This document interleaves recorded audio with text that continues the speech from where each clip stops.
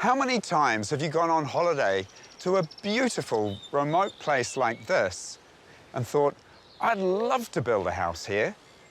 But the reality is that building in a location like this is extremely challenging. In fact, it's something that only the bravest, or perhaps the most foolhardy amongst us, would take on.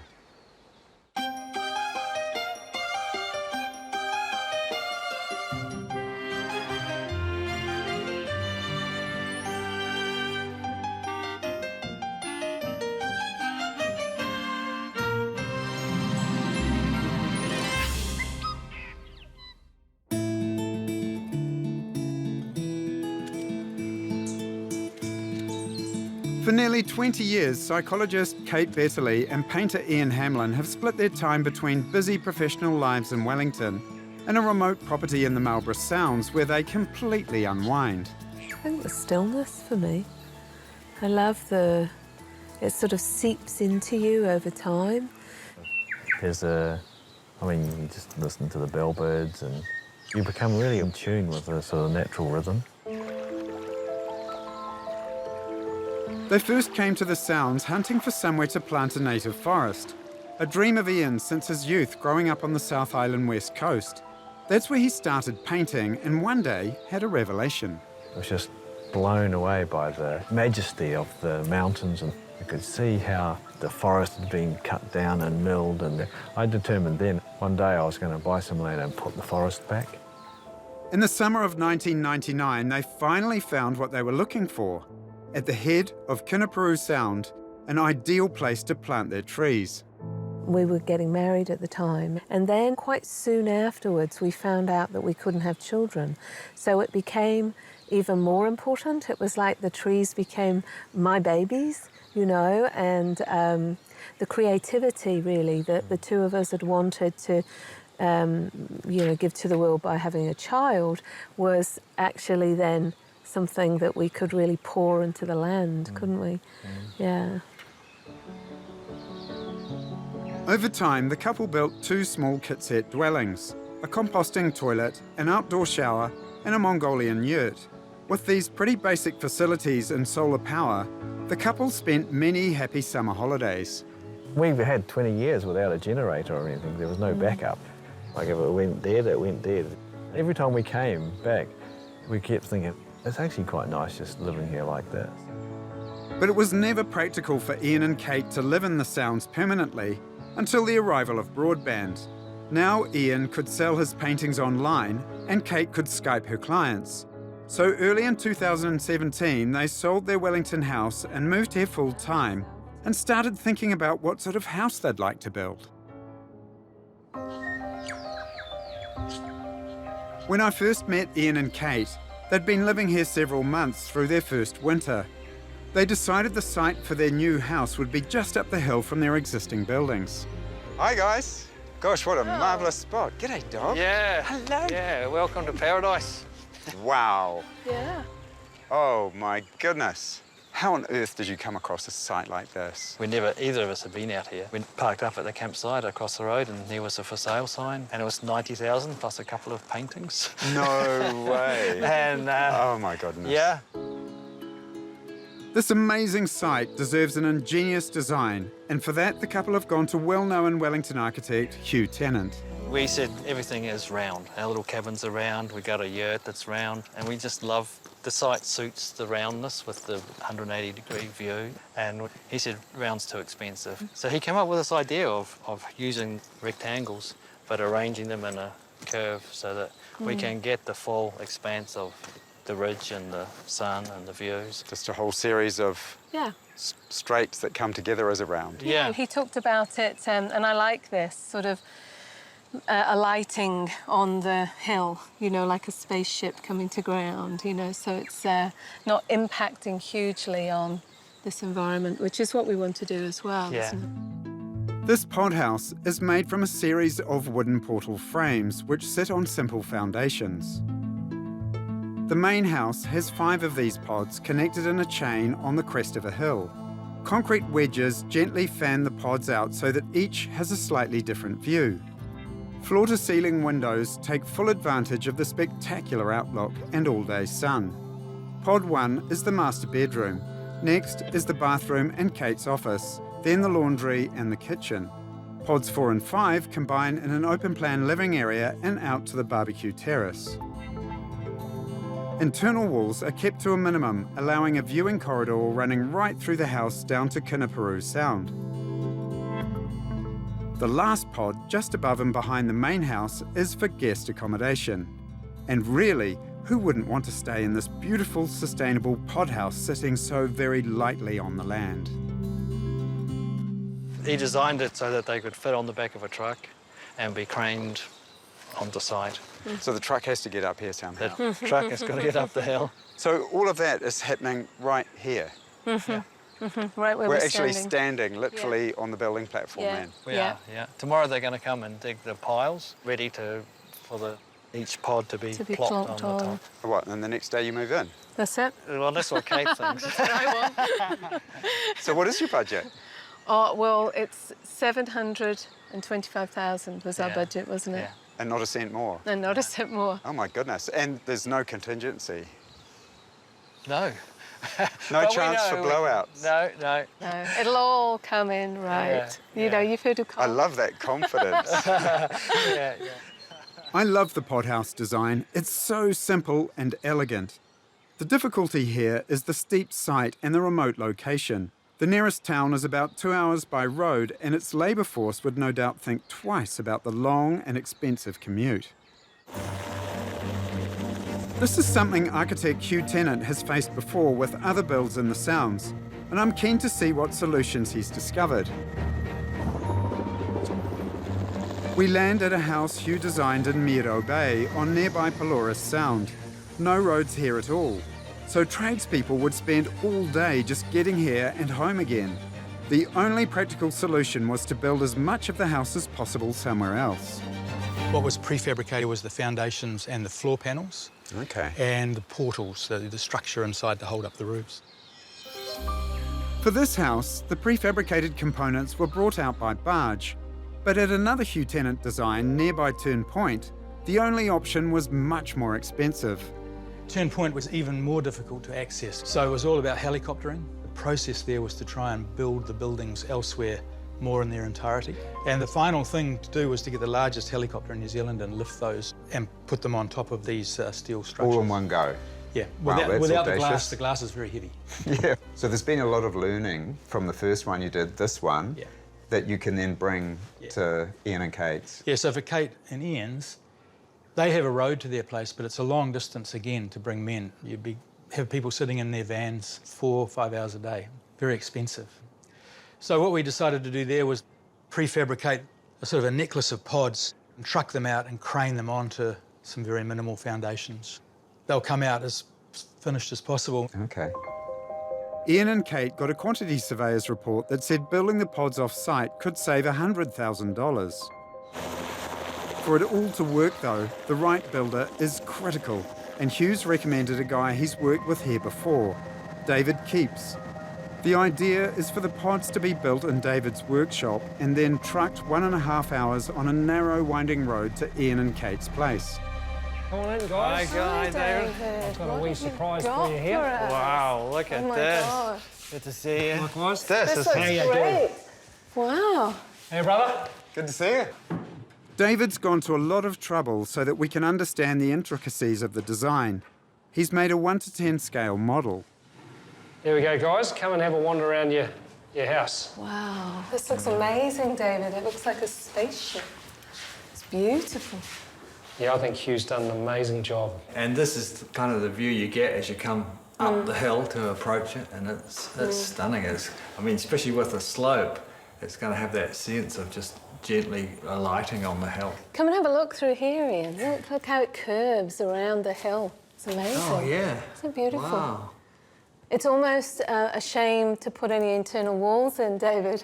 In fact, the portal frames don't have to be braced by walls because the joints are engineered to hold them together. These joints here take all of the potential movement out of the building in this direction. And what it does is it allows us to open all of this area without having any sheet bracing, so any wall. The thing that I find so wonderful about a model like this is that you can really feel the space. Not just the physical materials of the timber, you can also see the space, the structure, and light as a material. It reminds me immediately of people like Brunelleschi when he was making models in order to understand how to build the dome for the Florence Cathedral. It's wonderful. It's something we need to do more. No question the pods are beautifully designed, but David has to build them strong enough to survive being craned on and off trucks and being transported to site on a long, difficult road. The whole thing is fraught with danger, but Ian is surprisingly upbeat. When Hugh first suggested that we do it in pods and bring it out, I just loved the idea, the wildness of it, that this was something different and a creative solution to be in a remote place. It's got its risks. It's going to be exciting, that's for sure.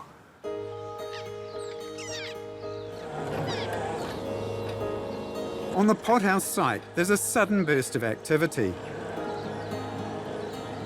David and Ian are hard at work setting out the foundations. This is really exciting. It feels like we're seeing something really happen. This is the bedroom here. So when you wake up in the morning, you're going to look straight out into the heads, see the sun on the water through there. From the bedroom, you can look right down the hallway and out to this view that way as well. So the podhouse project is getting real now. The pods are under construction and work has begun on site. Of course, at this stage, the pods and the site are a very long way apart, and in between is a very dodgy road. This beautifully sums up every worry that I have about this project. The opportunity for things to go drastically wrong is huge. This is just one of many slips. We're not even in winter yet, and it's just around the corner. The thing that concerns me most, though, is there's no contingency. So what on earth are they going to do when things go wrong?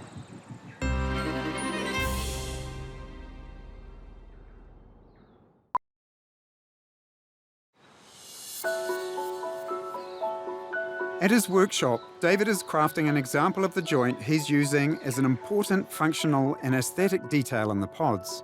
What we're going to start doing today is forming the connection at the top corners of our portal frames, what I call a Pwaka joint. Right, yeah. The Pwaka joint, named in honour of our beautiful fantail, is more traditionally known as a dovetail joint. It's a David Keeps speciality and something that Ian really appreciates. It's really important that it's hand-built and handcrafted. That is kind of our ethos for the whole place. I can't imagine us buying things off the rack. And this handcrafted piece just feels symbolic of the whole process. So what we're going to do now is we're going to attack our handcrafted joint with the sledgehammer.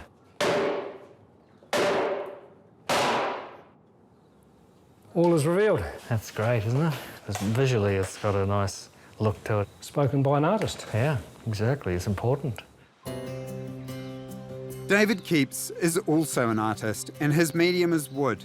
And he's put the Pwaka joint to very good use in the house he's built for his own family. This is incredible, David. I can't believe it. I mean, the sweep of this roof is exquisite, and the concrete wall, and then this beautiful piece of joinery. A fairly indulgent use of timber, you'd have to say.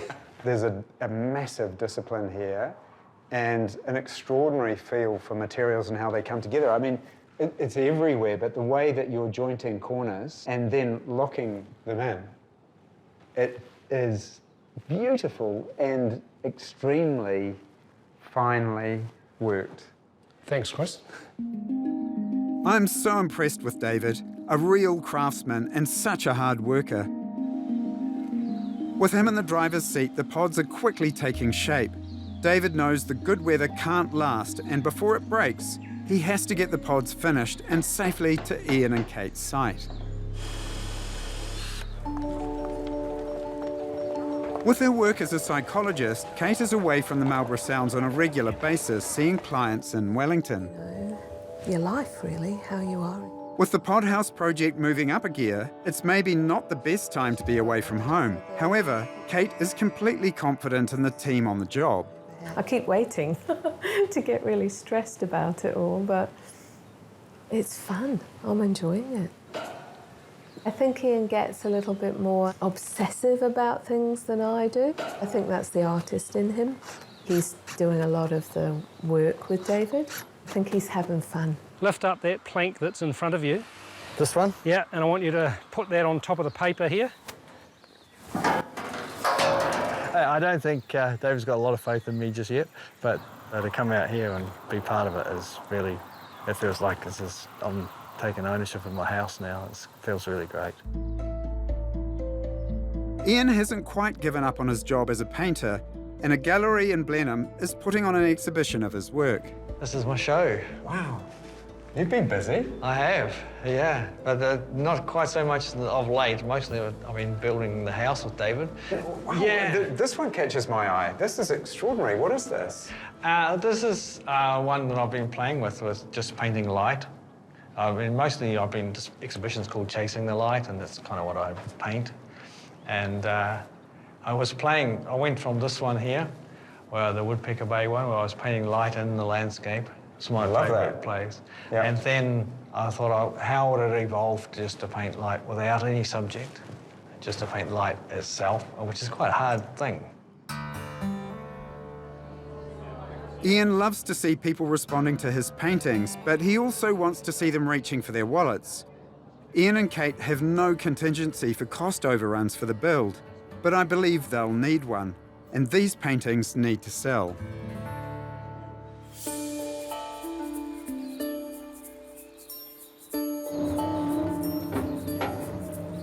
It's a big day on site. The piles for the pod house are placed in position, ready to be cemented in. The guys hope the concrete truck can get all the way up the steep driveway, like the trucks carrying the pods will also have to do. You've got to get up there.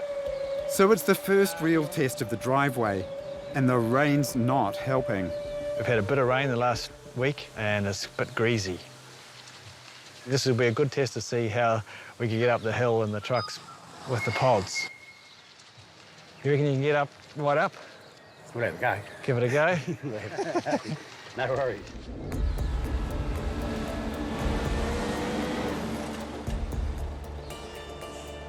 Hold on there.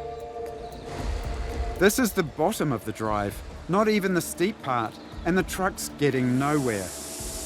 Dave dumps a load of gravel to try and provide some traction.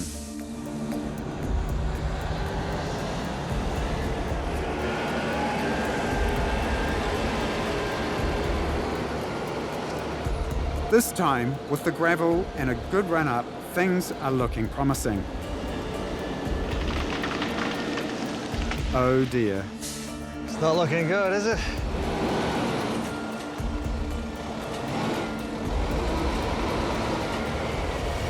That was a good go, but I think you might want to just stay here.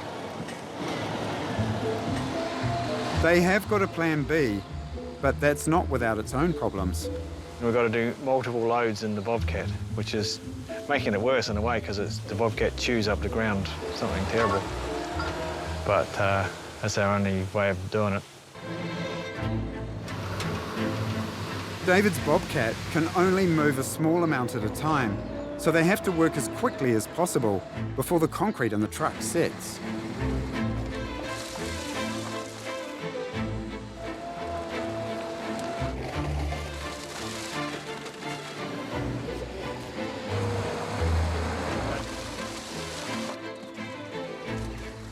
As Ian feared, the Bobcat is really cutting the driveway up in places.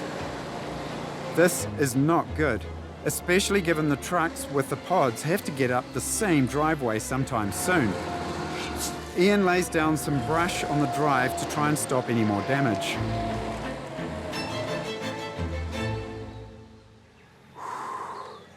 So I feel pretty exhausted right now. It's been pretty intense. It's full on. It looks like we've got the concrete in the holes. As the first real test of the driveway, this has got to be a fail. One concrete truck didn't get up. Next time, there'll be 6 trucks with 6 pods that have to all get up, right up. And if there's rain again for the move, it could be disastrous.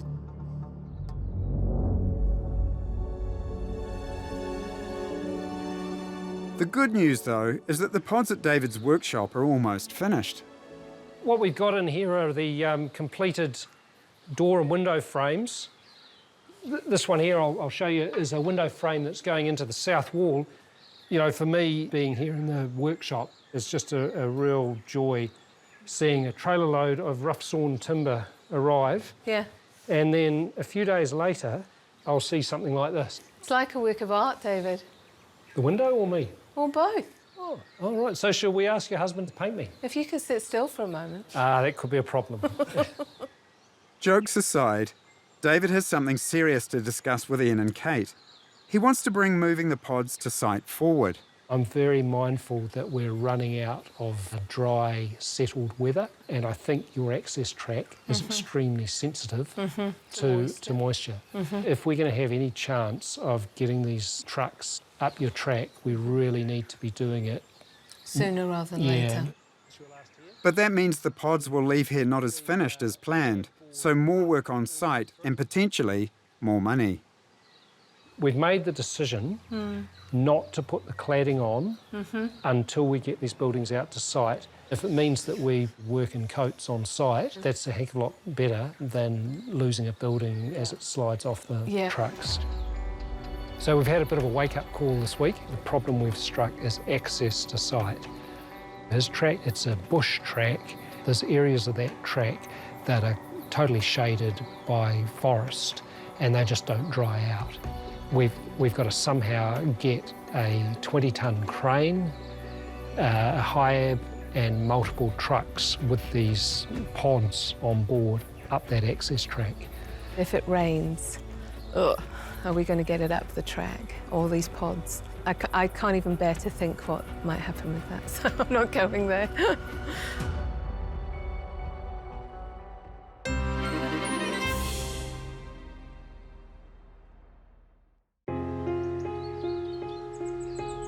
It's the last of the golden weather in the Marlborough Sounds. Ian and Kate's simple dwellings were designed for summer holidays, but now they're living here permanently and have already been through one wet, cold winter. They're very keen to move into their new pod house before the next one. This is the end of the summer, so everyone's gone home, all our neighbours, they've all gone, so we're kind of on our own here now for the next 6 months. What's for lunch, Ian? It's just sandwiches today. The impending change of seasons has caused builder David Keeps to bring moving the pods forward from his workshop 50 kilometres away.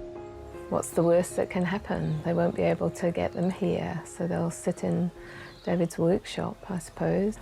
Probably the worst would be to have to go through the winter again with an outside toilet and outside shower.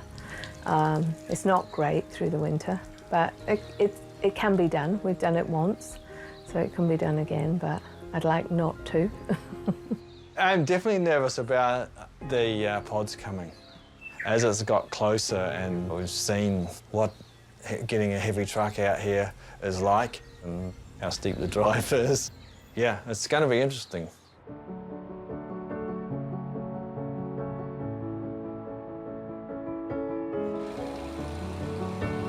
Early May before dawn at David's workshop. The weather's been fine for the last few days and is forecast to continue. It better. Moving the pods is costing Ian and Kate $2,000 an hour. And they've decided they can't afford something that I would have thought is essential. Probably the biggest issue I've got at the moment is that the clients have opted not to insure these buildings during the transit stage. It heightens their risk and more onus on us to make sure that everything goes smoothly. Right there, go down, yep.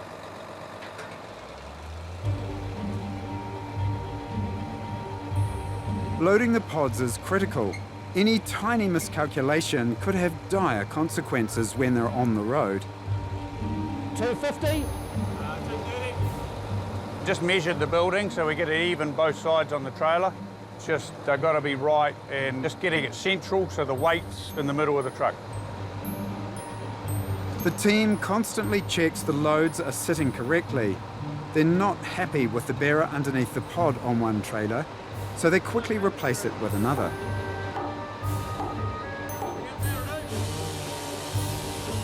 Kate's missing the move. She's in Wellington working. Alone on site, Ian waits nervously. It's a classic calm, still sounds day. There's an air of expectancy. It kind of feels a bit surreal. We're just sitting here having coffee and waiting now. Kate's arriving tonight. She's a bit sad to be missing her arrival, but she'll be excited to see them here. At David's workshop, there's a problem with the final pod. It's too heavy and the trailer is too far away for the high-ab crane to swing it over. They've ended up having to take the pod back round the back of the truck. The high-ab can't quite get all the way round to drop it onto the trailer unit. We've got extra timber in here, and it's very heavy. And this is a smaller crane than what I've got on the back of my truck.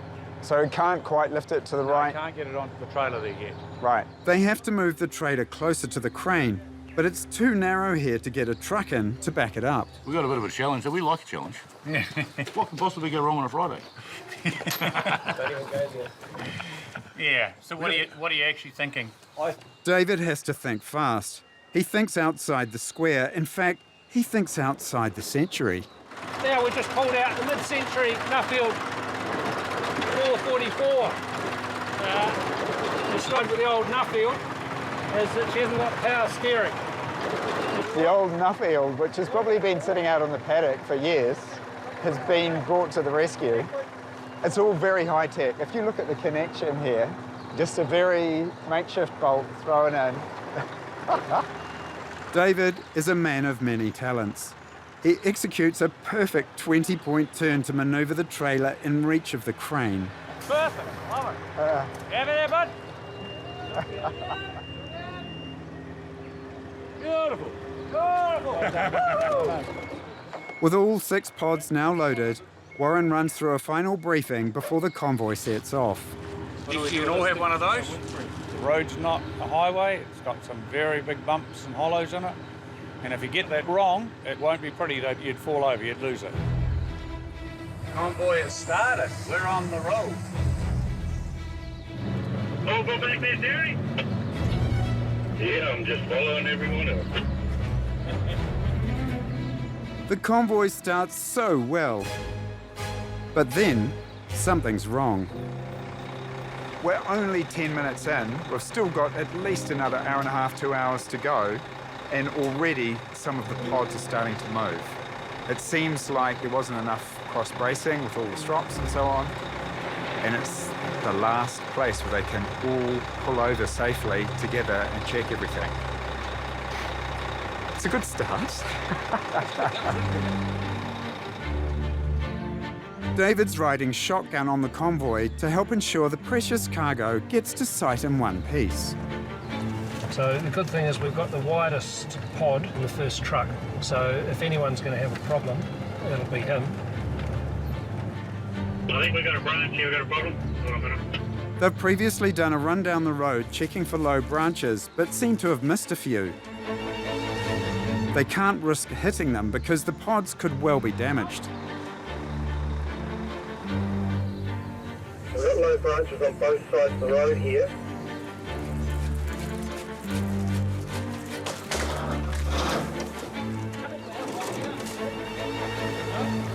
You wouldn't be the Grim Reaper.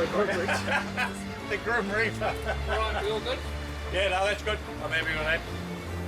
You're stopping against a couple of trees. Sure are. You know, we're probably a little bit behind schedule. It's taken us a wee bit longer than anticipated to get up the road, but look, at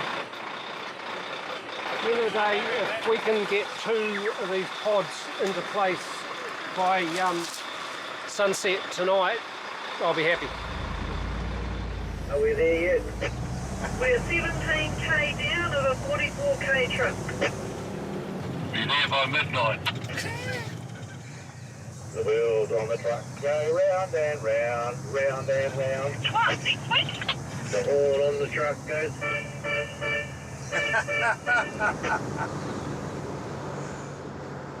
Meanwhile, the crane that will lift the pods off the trucks and onto the foundations has been on the road 3 hours from Nelson.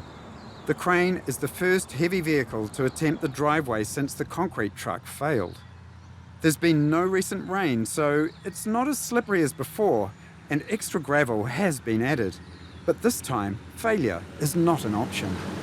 He's rocketed. It's sweet as. He did it like there was a Sunday afternoon drive. The driveway has passed its first test, but the convoy has stopped again. Oh dear. Warren's wife, Irina, is driving the pilot vehicle and it's stuck fast. It's the pilot that has gone off the road.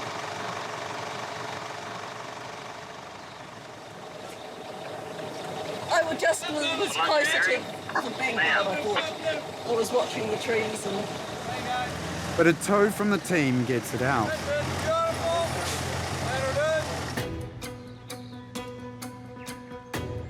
A very long 2.5 hours after leaving David's workshop, the convoy finally arrives below Ian and Kate's site. The trucks pull into a Department of Conservation campsite across the road to wait their turn for the next big challenge: negotiating the steep, narrow driveway to get the pods on site.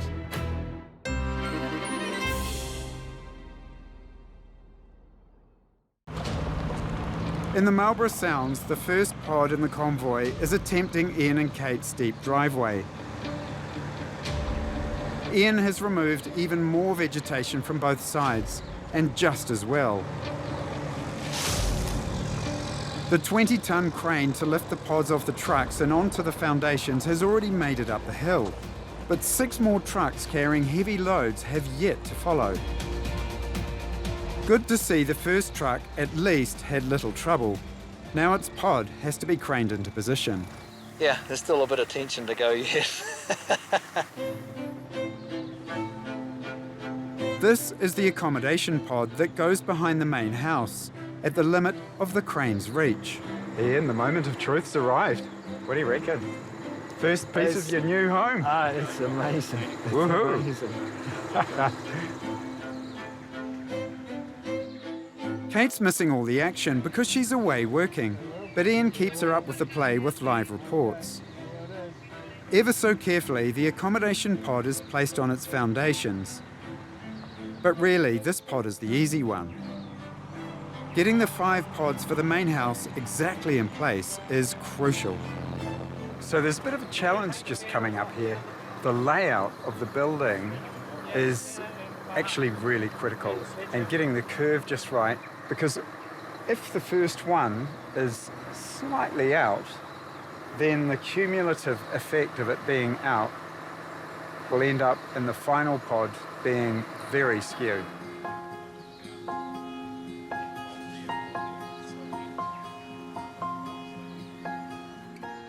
Yep, that's it.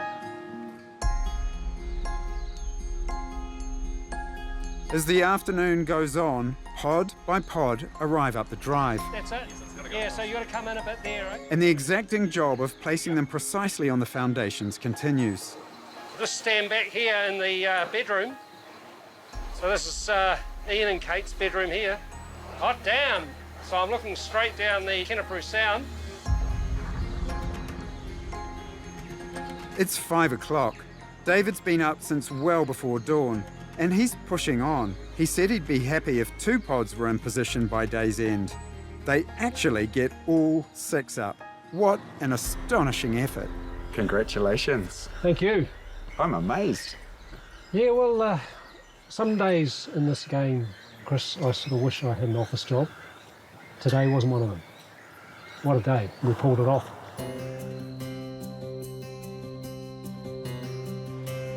Kate missed the move through work commitments, and she only got home after dark late last night. It was just amazing to go up and see it, you know, floating there on the hill. I felt very emotional, actually. I felt like, look what Hugh's designed us and look what David's built for us, you know. So I just feel so much gratitude. 1 month later, and David and his assistant Mark have been living in the yurts on site Monday to Thursday while they continue working on the pods. And now they're ready for another milestone, the windows. We're hoping that the glass is going to arrive in about an hour and that it'll all fit. Glass this size needs expert installation to avoid damaging the pods, smashing the glass or injuring the glaziers. Right, hold it there. David's off overseas soon and Mark's leaving too, so Ian will have to oversee the rest of the work himself, most of which will be done by subcontractors. But the couple are clearly on the homeward stretch. Another 5 to 6 weeks and they'll be moving in. Everything's going so well. Until it isn't. Just 2 weeks later, the couple have been forced to move into a tiny boathouse belonging to their neighbours. Unlike their home on the hill, it's flat down here, and there's an inside shower and toilet, all essential because Ian's just out of hospital. He's been badly hurt fighting a fire. So we were watching the movie, then the lights stuttered and the telly went out. And so we thought the generators ran out of petrol. So Ian gets his shoes on to trek out and fill it up. Next minute, he shouts fire. And it was the generator, and I thought, oh, I can stop it. I can stop it from getting into because right next door through the wall was all the power gear. I was concerned that if it got into there, it could blow. And I'm watching the flames go that way, and there's my house, my beautiful house. Ian admits he panicked. He was trying to fight a fierce fire with a garden hose, wearing Crocs on a steep and wet bank. I just slipped as soon as I tried to stand up. There was all this crunching sound, and my foot just wasn't attached to my leg. And I just sat and watched it burn, and it was heartbreaking to see that happen. Fortunately, the local volunteer fire brigade was quickly on the scene and made short work of putting the blaze out. Then a helicopter took Ian to hospital in Blenheim. The burn on my head was a superficial burn. The ankle, it was shattered, and we've got just about as many plates and pins as the house has now. Yeah, that was that. So with Ian out of action and unable to work on the house as planned, the big question is, of course, what happens next? We're thinking about what we might do with that. We might slow it, have a little breather, and allow my foot to heal. Ian's recovery could be very slow. So slow, in fact, there's no telling how long the couple's breather will actually be. They could well be spending the rest of the winter in this little boathouse while their dream home on the hillside above sits unfinished with no one working on it and no end in sight.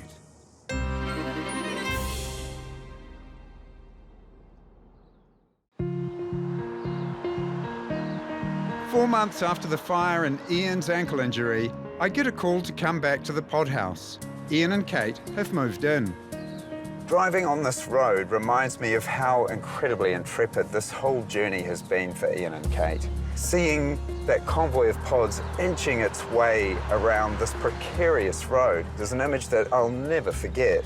And I'm thinking, boy, I hope it has been worth all the heartache and drama.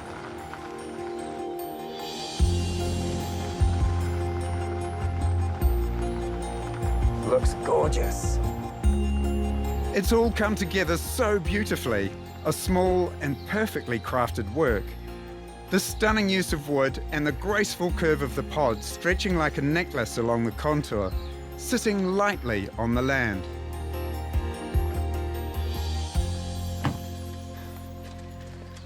Hey! Hi! Hello, Keller. Nice to see you. Lovely to see you Welcome too. to our beautiful home. Hi. Gosh, it is Good. gorgeous. Yeah. Oh my goodness, you must be happy with this. Really, really happy. And how's your leg? Well, it's good now, and I'm happy just to be walking. Let's Oh, go. well done. So come and have a look. I'd love Come and to. have a look. It may be small, but gosh, that view is huge. You really feel like you've just fallen into the sound. I mean, it's fabulous there, isn't it? Yeah, it really is. This is first class, clever design and brilliant execution combining to create a very special living space. There are all these details that have been in my head through the whole build. Yeah. Like, for example, the construction of the pods. I mean, you instantly see the structure of them that really sets up this wonderful rhythm. I love the way the wedges sit between the pods to create the curve of the whole house. The ceiling emphasizes the connection too, using the ancient Japanese technique of burning wood that preserves and colors it at the same time. And the timber joinery between the pods is exquisite and functional. This is a really nifty feature that you came up with for ventilation. This creates a lovely airflow coming through. That's what you need. Yeah. Perfect for up here. Yeah, and they alternate the way they open, so depending on the wind. Very nice. Now tell me, what are these lights? They're gorgeous. Yeah, the lights are from James Russ up in Auckland. These hand-cast glass stalactites. I contacted him and he said, look, I really love your work and the project sounds amazing, and so we did an artistic exchange. So did you have to do a special painting for it? No, he looked on my website and found some paintings that he liked. That was a really lovely connection, you know. The kitchen sits naturally in its own space while still being part of the open plan layout. Its clean lines and careful choice of componentry help define its individuality. And what have you done with the bench? This is really interesting. Isn't it fantastic? It looks like concrete, but it's actually recycled Tetra Paks from Germany. Oh, gosh. The wonderful thing about it is it's so light, so, you know, we couldn't have heaviness on these pods. And I love the way that this unit fills the space. Yes. But it's very much informed by the geometry of the roof. That's right. The slope of the cabinets echoes the slope of the beam coming across. I really love that. The back of the pod house is Ian and Kate's private space. The old outdoor toilet and shower have been replaced. It's all indoor now. And there's a lovely surprise as well. Oh boy. I know, another beautiful view. This is another... The rear two pods are not walled off as originally planned. The couple's bedroom and Kate's office are now one. The thought of closing this in, just one little thing, we thought, well, this is Kate's workspace over here. It doesn't have to be that separate. This beautiful space is also a sitting room, and the couple have their pets to thank for that. The dogs showed us this because they always used to come and they would just lie looking out the window, and it was a very still, kind of peaceful place. But I bet lying in bed at night, you'd get that view, wouldn't you? Exactly, right down the curve of the whole spine of the house. The viewing corridor has been renamed the Sunset Strip, and it's easy to see why. Oh, this is gorgeous. Isn't it beautiful? Right down to the end. Yeah, the whole of the sound. I couldn't think of any better place to be. It is utterly gorgeous. The deck will soon be complete with the addition of a balustrade and an awning. It's almost job done. It has been such a crazy journey for you two. The transformation from yurt dwellers to being here, how does that feel? Well, it feels a little unreal still, actually, Chris. And I'm just getting used to this because one of the things I loved about living down in the little spaces is that connection with the outside. So I was afraid that moving up here, I'd lose that connection. I'd be in a house again. But I feel like this house pulls the outside in. What about you, Ian? The thing that I think I feel most satisfied with is that we've stuck to our principles with the sustainability and using things that are local, like the decision to use eucalyptus instead of pine. It's cost us in the end financially, but I think it's worth it. So the budget, that was going to be $725 and not a penny more from my memory. Yeah, that's good memory. That was what we believed. How much over did you go? We went about, it was about 35%. 35%? Boy. It was a lot. That's quite substantial. Yeah. Everyone said at the beginning, you know, it's always going to go over. So the bank came to the rescue? They did, yeah. The increased mortgage means the couple want to move quickly on plans to renovate their old quarters as holiday accommodation. There's also a pod for guests behind the house. This was the plan right from when we bought the land back in 1999. This was always what we were going to do. You know, live the life, really. What do they say in New Zealand? Live the dream? Yeah. So that's really starting to happen. Ian and Kate's pod house was always going to be a challenge right from the start. But what it proved is that if you have the right team, no dream is impossible. Hugh's inspirational prefabricated design coupled with David's wonderful craftsmanship and Ian and Kate's love of nature resulted in a home of exquisite beauty. I'd live here, wouldn't you?